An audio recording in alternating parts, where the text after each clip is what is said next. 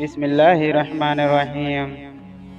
ہم سے ابو نعیم نے بیان کیا، کہا ہم سے ذکریہ نے، انہوں نے عامر سے کہا میں نے نعمان بن بشیر رضی اللہ عنہما سے سنا، وہ کہتے تھے میں نے نبی کریم صلی اللہ علیہ وآلہ وسلم سے سنا، آپ صلی اللہ علیہ وآلہ وسلم فرماتے تھے ہلال کھلا ہوا ہے اور حرام بھی کھلا ہوا ہے، اور ان دونوں کے درمیان بعض چیزیں شبہ کی ہیں جن کو بہت لوگ نہیں جانتے کہ حلال ہیں یا حرام ہیں۔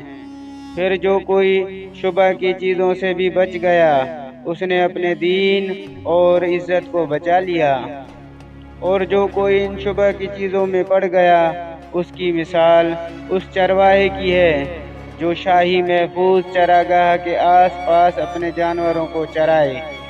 وہ قریب ہے کہ کبھی اس چراگاہ کے اندر گھس جائے اور شاہی مجرم قرار پائے۔ سن لو، ہر بادشاہ کی ایک چراگاہ ہوتی ہے، اللہ کی چراگاہ اس کی زمین پر حرام چیزیں ہیں، بس ان سے بچو۔ اور سن لو، بدن میں ایک گوشت کا ٹکڑا ہے، جب وہ درست ہوگا سارا بدن درست ہوگا، اور جہاں بگڑا سارا بدن بگڑ گیا۔ سن لو، وہ گوشت کا ٹکڑا انسان کا دل ہے۔ صحیح بخاری حدیث نمبر 52۔